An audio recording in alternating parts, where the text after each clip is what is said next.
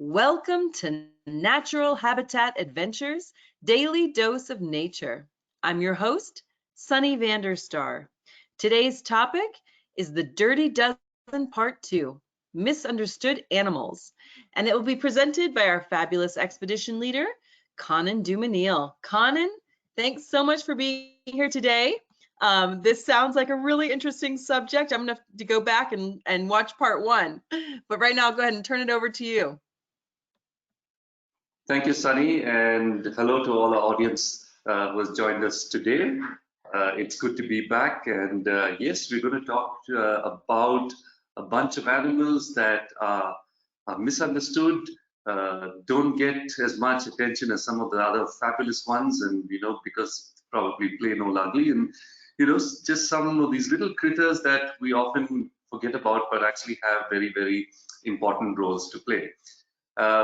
I have been guiding for close to, well, almost 18 years now across the India and now Nepal and Bhutan as well.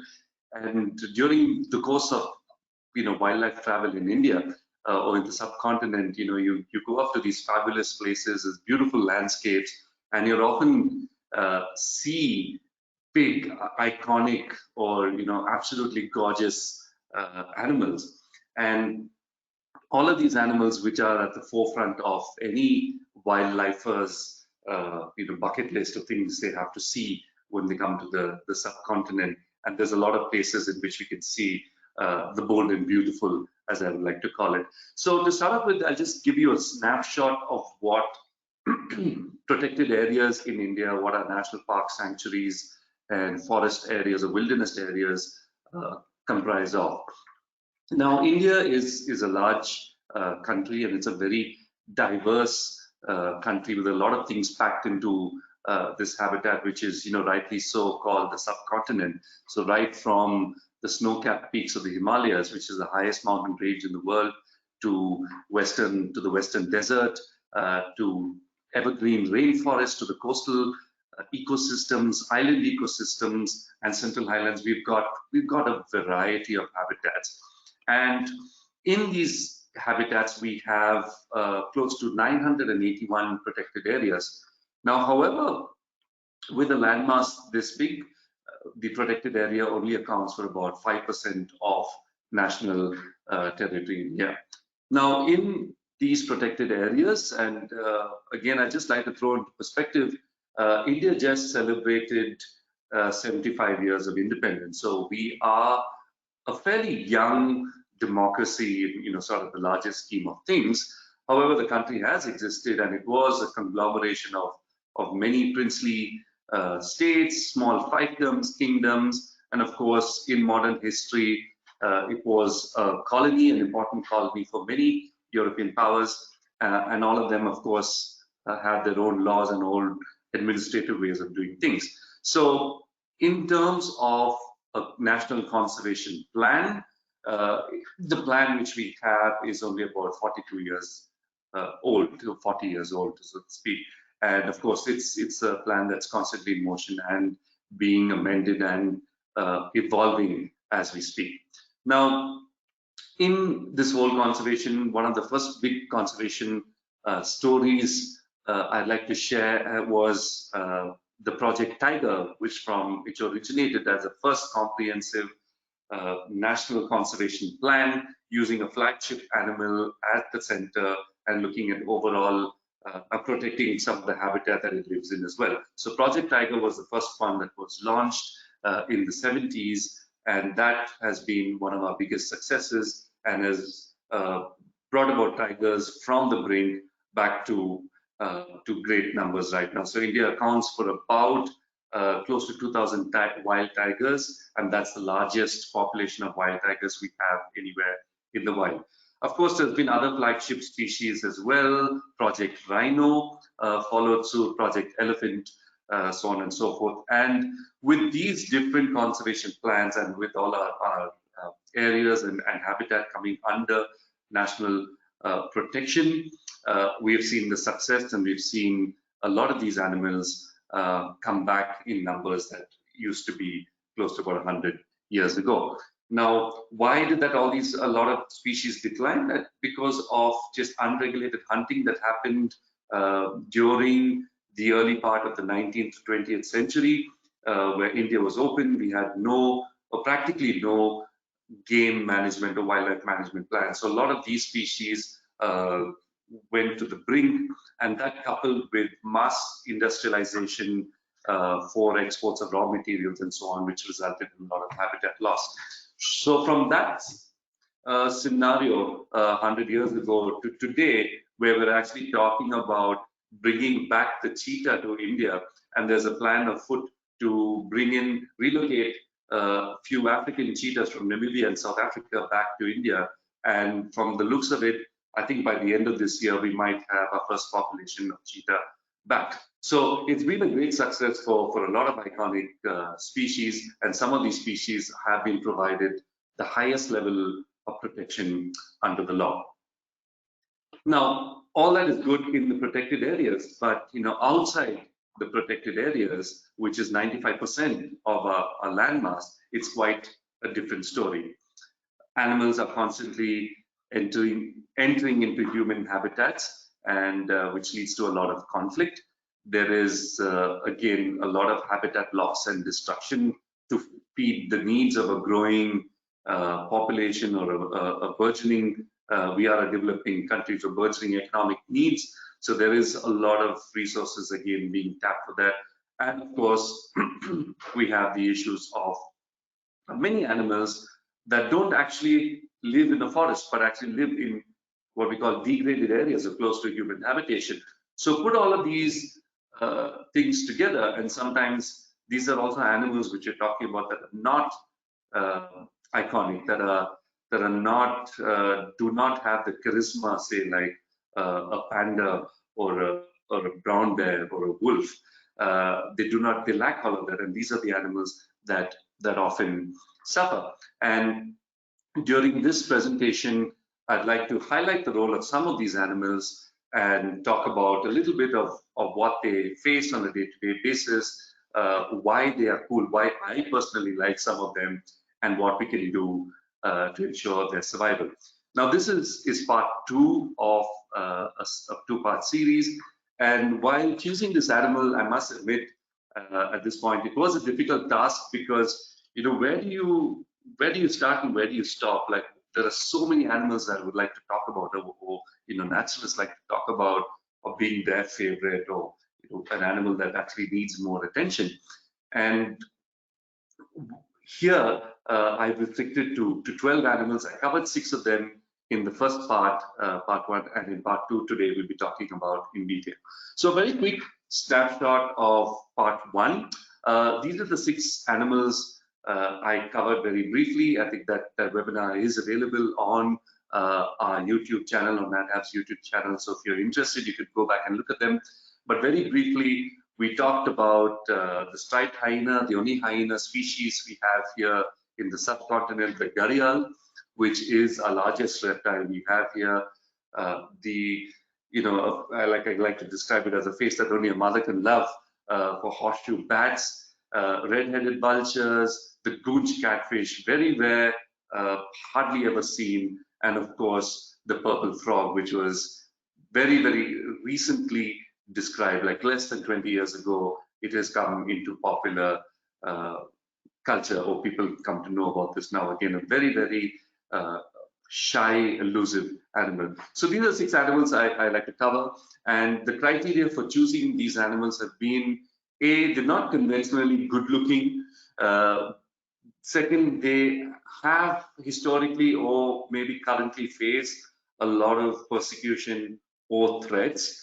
And another reason is also probably because of the role they fulfill in the ecosystems. They could be scavengers, they could be something that's considered dirty or unclean. And when we look at a rich cultural or an ancient cultural history of a lot of countries in Asia that have this system of unclean or clean versus unclean, a lot of these animals face persecution. And the reason why I'm talking about this is when we talk about conservation efforts, a lot of the cute and cuddly get all the attention. And before this room was open to the audience, we had a side conversation about why does human stigmas, or how does that work? I mean, of course, a lot of it is illogical, but why do we like some animals and don't like some animals? And there's been some studies to go show that we generally favor animals that have forward-facing eyes, that are mammals, much like ourselves. So therefore, all the others get left out. So let's look at the motley crew that we have lined up today. You know, this ragtag bunch of 6 animals that I'd like to spend some time talking about. Public enemy number 1 is the Russell's viper. Now, snakes in general are misunderstood, I would say, but are also one of the animals that probably has the most amount of myth, legend, and fear associated with it. Uh, it is believed that 1 in every 4 people in the world are scared of snakes. And these are all legitimate fears. And, you know, talking about snakes, scorpions, spiders, a lot of these animals have some humans have inherent fear towards them. And particularly, I like to talk about the Russell's viper. Now, the Russell's viper is a species of venomous snake that we have in India. It is not a rare species. It's actually very, very commonly found in rural areas, in farmlands and fields, as you can see from this picture here, with an agricultural worker in the background. And it is because of this reason that they actually come into contact a lot with humans, which often results in humans getting bitten by this extremely toxic venomous venom that the Russell's viper has. Now, the Russell's viper, if you were to draw a parallel, is similar to your North American rattlesnake. It's a large, sort of a fat-bodied viper. It is an ambush predator. It often likes to live in the thickets and in the bushes, and they account for about 80% of all the snake bites that happen across the subcontinent. India specifically accounts for about 50,000 snake bites a year. These are people dying from snake bites, not counting the number of people that are bitten but still survive. And Russell's viper accounts for at least 30,000 of these snake bites again. Now, why does the snake bite so many people, you may ask? Now, and all of it has to do with its behavior. Now, like I said, it's a ambush predator, and you can see by the markings, it's perfectly suited to blend into a dry, leafy habitat, or play along with light, and can live at a sun-dappled, bush, and you won't see it. And often these snakes will not move at all till you're literally upon the snake. And that's when, when you have workers clearing the fields, harvesting the crops, or walking through the bush. And in the case of India and a lot of parts of the subcontinent, many people do not have indoor sanitation. So when they go out of their houses in their villages to use a bush in the night to ease themselves, they often step upon a Russell's viper by mistake. So a lot of hand bites you see from Russell's vipers are on hands and feet, and they have a very, very toxic venom. It's what they call a cocktail of venom that can result in blood loss, in swelling, and other long-term issues as well. So the only antidote for this is the anti-venom snake bite, and you have to get to a medical facility as quickly as possible, which is why when people don't do that, they suffer a loss of life or loss of limb. Now, the Russell's viper plays a very, very important role in the sense that it is probably the #1 rodent eater that we have available. They almost exclusively feed off rodents, and they have a way in which they will bite a rodent and then inject its venom and once the rodent, and then follow the rodent off and using specific sensory organs to find the trail of this rodent and reach them and then swallow them whole. Now, snakes, as we know, do not have teeth. A lot of them do not have teeth, beg your pardon. Vipers just have the fangs, so they'll have to swallow them whole. Now, you take that into perspective in a country like India, which is about 60% agricultural, and we have close to about 20% of our agricultural produce being lost due to rodents, due to improper storage, or actually rodents stealing crops while at the farms itself. and then you put that in perspective with the Russell's viper that actually primarily feeds on rodents, you see that it actually plays a very, very important ecological function of keeping the rodents or keeping the balance in check. So if we do not have these snakes, albeit very dangerous ones, we will actually result possibly in food loss and maybe even famine. So they do play a very important ecological role. And another role that is being studied recently is the role of the venom in medicine. Now, this is not just for the production of anti-venom to treat the bites, but also other medical applications, such as here in the Russell's viper, they're actually studying the role of venom in healing skin lesions or skin wounds. Now, the Russell's viper has a very, very unique particle in its venom. It's actually a peptide, and because it's a cocktail of venom that, the venom consists of proteins and various other molecules. And what happens in the Russell's viper, it has this peptide called the Russell's viper venom angiogenic peptide, which is actually what it does. It causes skin or causes cell regeneration. So very, very small quantities of these peptides are actually easily absorbed in skin. And studies have shown that when applied to skin, and they haven't tested on humans as yet, of course, and it's on rats, but they actually found that very small quantities of it, when actually absorbed, the skin or the body does not recognize it as a foreign entity, which means that unlike artificial or synthetically produced medicine or molecules, the body does not reject it. So this is actually considered as a natural element, and this peptide actually causes or it promotes certain cells to start regenerating themselves. So the application can be endless, and it's being studied right now in very state-of-the-art venomology lab that we have here, actually in my hometown, which I live in. So there is actually a lot of interest right now in Russell's viper. I know and sometimes work with people who are actually at the forefront of this, collecting venom and studying them. It's been a privilege to work with them, and it's just interesting to see the number of applications that can be done. This is so here's just a little bit of fast facts about the Russell's viper. It is a fairly large snake, can grow to about 5.5, sometimes it's even 6 feet long. It is also fairly, at the mid body, can reach about 6 inches in girth. So a fairly large snake that inhabits a vast landscape in this country. And one of the best remedies to actually stay away from Russell's vipers, be ever watchful, using torches at night, and just actually watching where you put your hands and feet.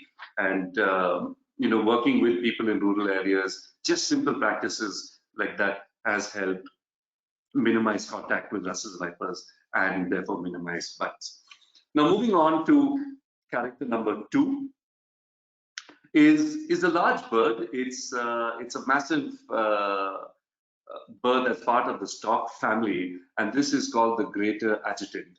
Now, the greater adjutant will not win any prizes in any beauty contest or by any stretch of the imagination, but it is certainly a very, very unique bird, and it certainly has some character about it.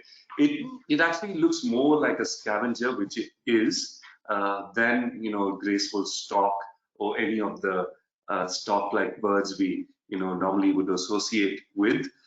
It has a bare head. It has a very distinctive neck pouch that hangs at the base of the neck. And during the day, it actually soars a lot on thermals with this massive wingspan, and actually sometimes can be seen along with vultures soaring as well as scavenging. And sometimes you might mistake it for a vulture because of its appearance. Now, these birds were fairly common across most parts of northern India. In fact, the city of Calcutta had a resident population that used to be seen on the rooftops, and as a scavenger, it was also valued so much that they actually had the greater adjutant on its city seal, or on the emblem of the seal, and was a mascot of the city's sanitation department. So its role was extremely valued. But unfortunately, through the years, the numbers have dropped a lot, and this is due to habitat loss and also to actually better sanitation methods. We've seen these birds used to be seen and are still very commonly seen around garbage dumps, and due to better sanitation, we have lost habitats. That's one of the reasons that caused the decline of the birds, and it is believed to be less than 1,000 birds left in the wild between India and Southeast Asia, parts of Southeast Asia. Now, the adjutant storks are scavengers, and they get the name adjutant from its very unique gait it has by holding its head forward, and very military-like gait when walking. I don't know how to describe it. It's best to be seen. And, with the black and white coloration reminds you of an adjutant or military officer, and that's why it gets its name from. Right now, there are only 3 breeding populations. 2 of them are in India, and 1 of them is in Cambodia, which means they are very, very vulnerable, and very, very few individuals left in the wild. Now, locally in the eastern part of India, they're called hargila, which basically is derived from the word har means bone and gila means a swallower. So these birds are known to swallow bone. They constantly they'll eat carrion. They will rummage through garbage dumps, and they're also known to eat animal and human feces as well. However, okay, all of this does not contribute to the image. And describing this bird as I'm describing, I'm thinking, what can I say of the bird that's actually, give it some good points? Well, primarily as a scavenger, it plays a very, very important role.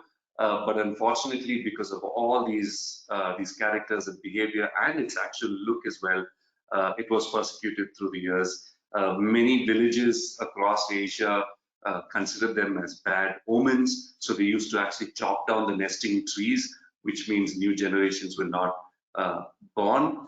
And of course, a lot of them were also hunted for because their meat was actually used in folk medicine. It was believed that eating the meat of an adjutant stork would actually cure you of leprosy.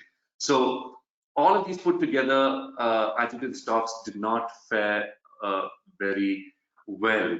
But there is a very interesting conservation story which I'm going to share to you after this slide. So going back into a little bit of their behavior, like I said, it's a massive bird, stands about 5 feet tall, sometimes with an 8-foot wingspan. And one of the best places to actually see them is at a garbage dump near the city of Guwahati in Assam, which we transit through on one of our India trips. But you will see the adjutant storks in the Brahmaputra river basin across. They're widely spread in winter, except for during the breeding season when they all congregate, and then post-breeding they'll all spread across the Gangetic basin. And 2 of the trips to see these adjutant storks, best places to see them is at Kaziranga National Park when we're on a Grand India trip, and at Chitwan National Park when we're out on a Nepal and Bhutan trip. It is truly a unique bird, and definitely needs to be seen. Now, it's not all Paul and gloom with these storks. Like I said, there's less than probably about 1,000 left outside these breeding areas, but there's been a great surge in numbers over the past 2 years, and it's all thanks to this one group of women in the state of Assam of India that have been protecting these storks. Now, they're known as the Hargila Army. The Hargila is the local name for these storks, and they have been spearheading conservation work throughout by guarding nesting sites, by just actually bringing in favor these storks into popular culture and popular narratives. It was started by a woman biologist from the area who started studying these storks, and then started working with these women groups and telling them the importance about this, and also just bringing in and just talking about them a little bit more, spreading awareness about the role they play and why is it important to also protect these birds. And this has gone to a different level. They're now incorporating stock motifs into cultural designs. So be it a traditional shawl or paintings or outreach works to school, they're actually talking about these stocks a lot more. And in the past 15 years, we've actually seen individuals double in number in these one or two particular sites in villages where they roost. So it's been a great story for these not so beautiful birds. Moving on to something much smaller, but again very tall in legend, is a group of animals called the wind scorpions. Now, wind scorpions are also called sun spiders. They're called camel spiders. They're called solifuge in general, which is their sort of generic name for this group of animals that we have. Now, these are small spiders, and again, a lot of legend has grown over the years, and a lot of it is due to soldiers' tall tales from the time they spent in wars, especially in the Middle East and across North Africa. Now, these animals are found across the world except in the polar regions, and they generally like warm, sort of arid landscape. Now, unlike the name, these are neither spiders nor scorpions. These are actually a group of arachnids, which means they have 8 legs and they have 2 body segments. One is the head and the other is the abdomen. Now they get the name solifuge, which basically means, though from Latin, which means that or those that flee the sun. And legend has it that they started being called camel spiders because you commonly see them in shadows in areas. And it's believed that when camels walk across, these spiders would be disrupted by the movement of the caravan of camels, and they would hide under the shadow. They would seek out the shadow. They're really fast moving, so in fact, when you see them out in an area, they'll always come into your shadow when you're looking at them. And it's a nice way to look at it. They'll constantly move around very fast and seek them. But they were, legend has it that they apparently used to jump up into the air and disembowel a camel and eat its stomach right there. And a lot of these legends come from tales from when soldiers spent time during the World Wars or later on Desert Storm, World War II, Desert Storm, and also now soldiers spending time in Iraq and Afghanistan have seen these animals often, when they've sat down to rest, under rocks and in crevices and stuff. They do have a nasty bite. They have these massive mandibles which deliver a nasty bite. But of course, apart from just a really bad nip, there's nothing much to it. And so for someone who's not seen these animals, it can be like something out of a science fiction movie or could be a space alien. Now, soldiers actually used to call them gerrymanders. They used to stage fights, especially during World War I when stationed in Egypt between the solifuges and scorpions. And this, of course, has given birth to a much larger legend. So what are these animals? Let's have a look at them in detail. Now, these are, like I said, arachnids, and one of the most distinctive features of them are the front mandibles, or what is called the chelicerae, which is basically these mandibles. They have 4. They're also called the 4-fanged spider in some places, or the 4-jawed spider. And the body is covered with hair, and that's one of their primary sense organs. They have very poor eyesight, like scorpions, and can barely figure out light and shade in some form. So they rely a lot on the hair-like structure. They also have they have this really massive head, and if you look behind the jaws, which is at the front of the screen here, they have these really powerful muscular structures which can deliver or cause the jaws to shut really fast, and that's why they can deliver a nasty bite. Now, on the underside of them, they also have what are called pedipalps, which are like feet but are also sensory organs which they use to feel around. Scorpions do that too, and they're covered with minute hairs, and that's how they basically seek out their prey as well. They're very active predators and voracious eaters. They'll often take down things much larger than themselves and are very opportunistic as well. And part of their success has been the movement of their jaws. So this is the top version, top view and the side view. And these jaws, of course, have 4 segments, much like pincers of a crab. And some species have teeth and some don't. And they usually use this rocking or this movement to bite into the animal when they will then secrete an enzyme which will then liquefy the insides, and then they will suck it out. Now, they are found, like I said, all across except for Antarctica and Australia. You have them across all continents. They're they're quite fast when you look at them, but not as fast as some of the legends make them out to be, talking about chasing jeeps or chasing people on feet while they're running and then attack them. Now, none of those legends are true. They can be quite fast for an insect. And of course, most of this speed is because they have to get out of the sun and into the shade. So they don't like direct sun. They can grow quite big, about 5 inches. But then again, this is including the spread of legs. A lot of stories will talk about how they're size of dinner plates, and then they will, sort of feast on your face when you sleep out in the night. So there's all these ridiculous but fantastic stories that go across for the wind scorpion or the solifuge. We often see them sometimes heading back to our rooms in the night, especially if you're on a tiger trip in Ranthambore, which is a semi-arid region. In the peak of summer, you'll see them out at night hunting. So it's often nice to see them because they are just this weird looking, almost sci-fi looking creature, which it's just fantastic to look at. Some of them are brilliantly colored. This picture is from a species that's actually found close to my hometown here. So they're actually very beautiful when you look at them out close. And it's just this fantastic looking animal.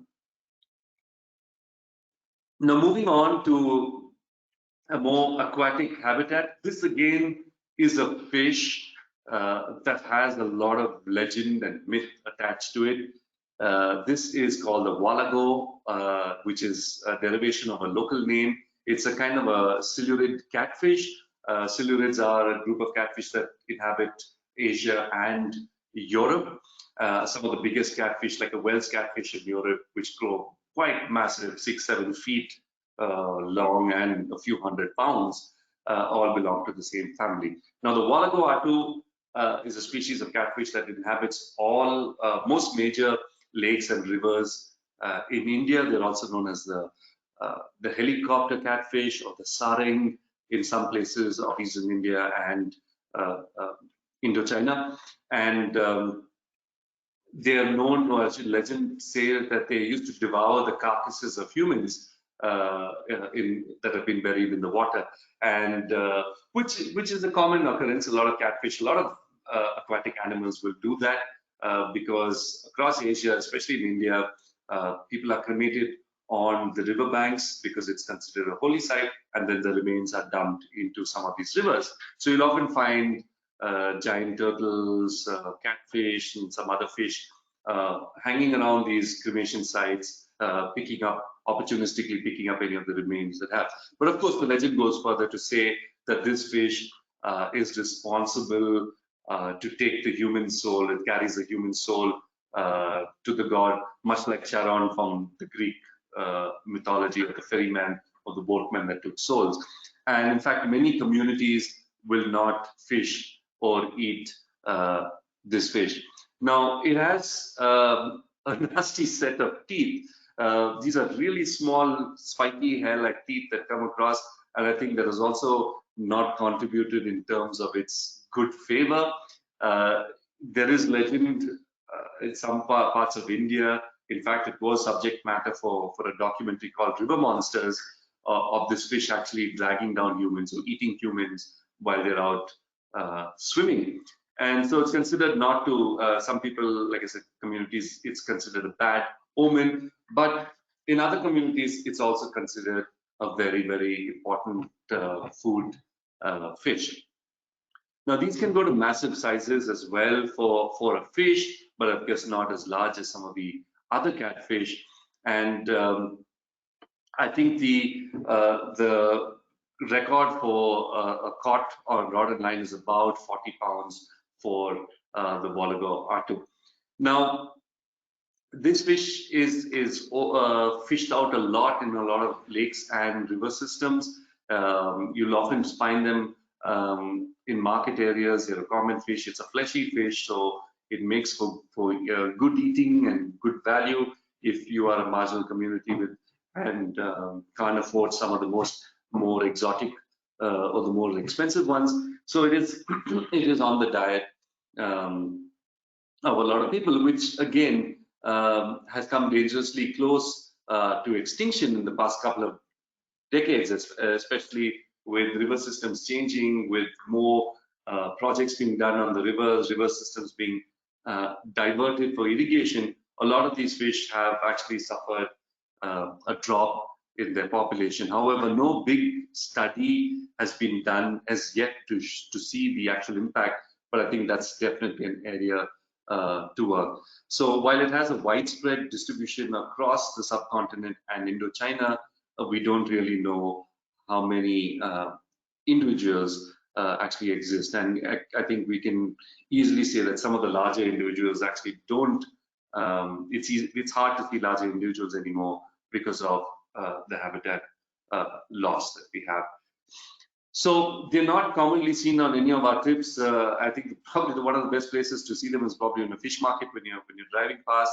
But it is a weird looking fish. It has a lot of legend attached to it, which actually builds its charisma as well.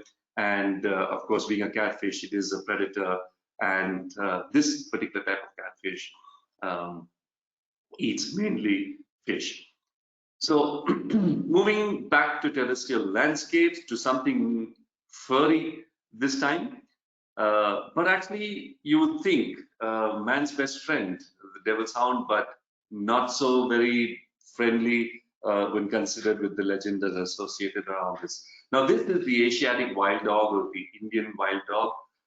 It's known by many other colloquial names. They call it the devil's hound or the red devil, or the hound of Kali, Kali, which is the goddess of death. And, for some reason, these animals are not, even in historical accounts, are not spoken of kindly at all. So these dogs are widely distributed as well. They share habitat with tigers, sloth bears. In fact, if you have read Rudyard Kipling's Jungle Book, he makes a mention of them and talks about these savage animals that leave, when they walk through the jungle, they leave the entire jungle in desolation and, just destruction in their way. However, the only truth in that is possibly the fact that, not possibly, the only truth in that fact is that these animals actually collaborate with each other. They're also known as the whistling hunters, and they have this fantastic system of communicating with each other with shrill whistles amongst themselves, which when they're hunting in the bush, and if you've seen documentaries of them, or if you've seen African wild dogs, where they sort of spread out, fan out into the bush, chasing an animal, they have these yips and shrill whistles which they communicate to each other. Now, dogs are known, these wild dogs are actually known to keep tigers at bay. They've actually known to chase away leopards. They've known to chase away sloth bears as well. And they've also known for their incredible stamina. So they have been known to seek a large deer like a sambar, which is like an elk-like deer, and chase them down like hours, using, they have great stamina, much like a long-distance runner, and then actually start eating them sometimes even while they're alive. So they work together in this very close-knit pack. They are a pack animal, and it's not just for hunting, but they have some very, very interesting social behavior as well. Now, through popular narration, they're not charismatic. They don't get the best of. They don't get the love like some of the other animals it shares its habitat with. And this is again, they're commonly seen around civilization as well, especially in fringe communities that live near the forest, sometimes coming into villages, stealing livestock as well. So they're not looked upon kindly, and they're not as charismatic as possibly the African wild dogs. They're plain brown looking, almost mutt-like, almost jackal-like, which doesn't do them any favors. But for me, I think this is my favorite animal in the jungle. Just watching them, you could spend hours, especially if you're on one of our Grand India trips to Central India where you see them. You could spend hours just following a pack of wild dogs in Kana National Park. It's just great to see them socialize. It's great to see them hunt. If you're really lucky, you'll actually see them hunt. And it's just, hours of endless entertainment to see these animals. They were widely distributed at some point, right from, our coastal regions in the south of India to the high altitude Himalayas and into Central Asia as well. So they occupy a huge range of habitat from high altitude deserts to evergreen forests as well. Now, these dogs socially, like I said, really nice to watch. They have a den. There could be many breeding females in a pack. There is one alpha male that will breed with all these females. And it's nice to see, one of the interesting things you will see actually is all adult individuals in the pack will take care of the young, will take turns to look after the young. So when the dogs go out on a hunt, sometimes the juveniles are left back to look after the young in their den, and the entire pack goes out, and there is no hierarchy in there. They all feast together. It's a very communal affair, all these dogs hunting and feasting together. And just before they go out on the hunt, there's also this very interesting behavior they exhibit. They're grooming, they're looking at each other, they're touching each other, sort of reinforcing all those bonds again, sort of like a team huddle before a game. You can team huddle before they go out and hunt. So yeah, this is definitely, if you have an animal on your list to see in India, this is definitely one of them to be seen. Now moving on to our last animal, this very, very strange looking animal. Now this again is just, it's not misunderstood. I think it's just plain ridiculous, the way this animal looks. This is the takin. We have a few species of takin across the Himalayan region. They're an animal that loves hill slopes. It's an ungulate. It's what's known as a goat antelope, and they're often seen on mountain sides feeding off buds, shoots, bamboo, and so on. Now, this is the national animal of Bhutan, and one of the best places to see them is in Bhutan. When we actually go as part of our itinerary on our Bhutan trip, we go to a takin preserve that's in the middle of the capital city, this beautiful coniferous forest where we have relocated takin that have moved there, or rehabilitated takin that are there, along with some other Himalayan animals as well. Now, these animals, there is a legend of how it came into being. In 15th century Bhutan, one of the seers, one of the godmen, Lama Drukpa Kunle, who was referred to as the divine madman. And there's lots of legend about the divine madman, but there's not enough time to talk about him and all his exploits. But one of the stories is that he arrived in Bhutan from Tibet, where he was delivering his religious teachings to the people, and whereupon the people were so enamored by him and taken by him, they requested him to conjure up a miracle. And so he agreed. He said he'd do a miracle, but on the condition that he would be fed lunch. Now, as is hospitality in a lot of these regions, you of course bring out the best. So the village brought out an entire cow and a whole goat, which they prepared and fed it to the divine madman, to this holy man. And the holy man actually ended up eating this entire massive lunch, and the only thing he left out were the bones, and then he, and parts of, bits and pieces of the ears and the heads and so on. And so what he did at the end with all these leftover parts, and here he goes, this man finishing his lunch, and the people here waiting for the miracle and seeing what he's going to do. So what he did was assemble all these leftover parts of between the goat, the ears, the horns, the middle part of the body of the cow, and with the snap of his fingers and the utteration of a mantra, he conjured up this animal. And so the takin immediately sprung to life and began grazing on the meadows. Now, this, of course, was considered a good omen, and since then the takin has been protected or venerated. So often you will see them grazing along the hillsides when you're traveling in Bhutan. However, I just want to bring to attention that this is an animal there are currently 4 recognized subspecies of takin across the Himalayan region, and if you look at them, it's a very, very small distribution that they have. They're only known from 4 or 5 regions in this very small isolated landscape, which again I would like to bring to your attention the importance of actually preserving this landscape, because these animals are found nowhere else in the world except for these isolated regions. So often when we look at species that exist in isolation, there may be large numbers, but then they're also a very, very vulnerable population as well.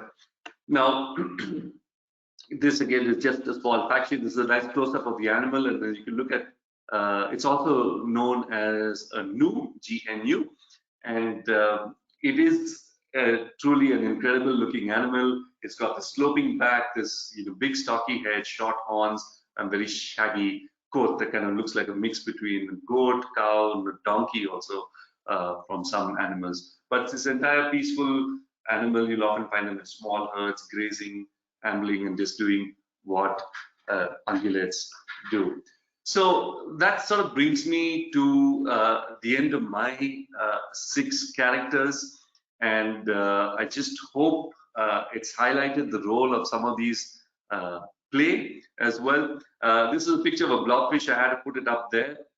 It's I was reading something and I came across this this web page which spoke about the World Ugliest Animal Foundation. So there's actually a movement to bring about attention to some of these ugly animals. Of course, all of these animals, we can't be tigers, we can't be pandas, we can't be elephants, we can't be the iconic one, but do also deserve the attention, deserve the love, which only augurs well for the existence or the continuation of the species. So I would just like to leave you with this quote by Baba Dioum, who is a Senegalese forest engineer, and I said this again in my first presentation, but this is something that resonates with me, so I have to say it again. It was a statement he made at the International Union for Conservation of Nature, the IUCN, and he said, in the end, we'll only conserve only what we love, and we love only what we understand, and we'll understand only that we are taught. And I think this for me, in when looking at conservation in general, I think the more we go out there, the more we see some of these animals, the more we take the time to learn about them or read about them and understand them.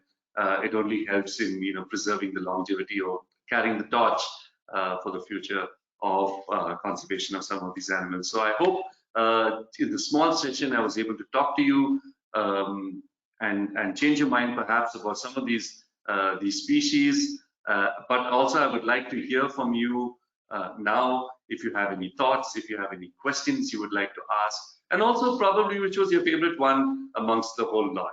Right? So over to you, Sunny, and if you can open the window, open the forum for questions and thoughts from our audience, please. Thank you. Thank you, Conan. That was a fabulous presentation, and I love that quote. I don't think I can hear that one enough times. It applies to way more than conservation. It's great. So before we start the Q&A, I want to remind everyone that they can submit their questions via the questions field in the control panel. But we do have some questions already, so we'll go ahead and get started. The first one is, how readily available are the anti-venom antidotes? So India, if I can speak specifically of India, because I don't know much about other countries in the sense I don't have first-hand accounts for how it works elsewhere. But since I've worked here in India, I can talk about that. Antivenom is available in most places, most tier one, tier two, tier three, and cities and small towns. Now, the reason why we cannot stock antivenom in a wilderness kind of location is also the fact that when you administer antivenom, it needs to be under a hospital-like scenario where you have life support and machinery available in case your body reacts. Because many times the antivenom is actually also a foreign component, right? And it is made of the venom and the serum. So your body can suffer an allergic reaction to the antivenom itself. So you need a controlled setting in which to administer antivenom. Now, comparatively across Southeast Asia, India is a little behind Sri Lanka, perhaps in the availability of it. Sri Lanka does a much better job, and some other countries, I think, like possibly Thailand as well, a better job. But the situation in India is getting better, and especially in rural areas where medical facilities are being developed, you can be assured that any of the hospitals will have antivenom there. So it is readily available. The challenge which we face in the availability is also getting to the location, where remote regions, of course, it's really hard to get to a place, to a hospital-like situation. And of course, that will only be improved if overall infrastructure is improved. Okay. So how does the wind scorpion catch their prey? Their tail doesn't appear to have a traditional scorpion curve with a stinger on the tip. So yeah, they actually miss the tail completely. So it's only two parts, whereas for the body, so you have the cephalothorax, which is the head and kind of the top body, and then you have the abdomen, which basically consists of all the breathing, most of the breathing apparatus and some organs. And what's missing is the tail. So what they rely on is much like some of the spiders, is to actively hunt their prey, so go after using their speed and agility, and actually use those those claws, if I can make a shape like this, to actually grab into it.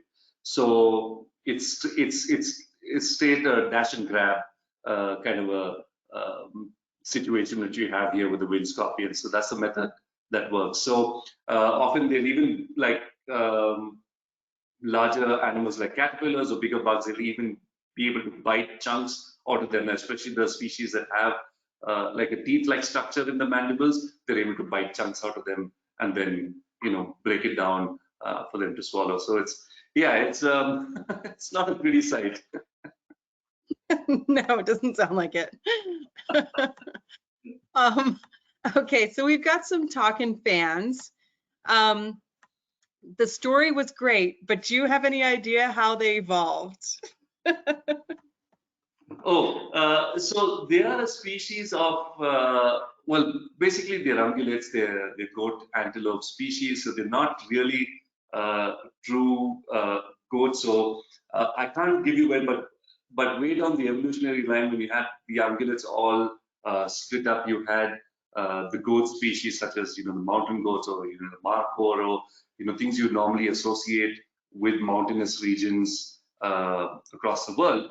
You had them split up, and then you had the sheep split as well, and then you had a separate line of species such as the goat antelope. So we have a group called the goat antelope, out of which takin is one of them. So you have animals like the takin, the sirao, which is also an Asian goat antelope. So these are sort of mid-size, larger than goats, smaller than average deer group of animals that exist in forested regions across the Himalayas, and most of them are found in this part of the world. So you're looking at the old temperate to tropical regions across Asia.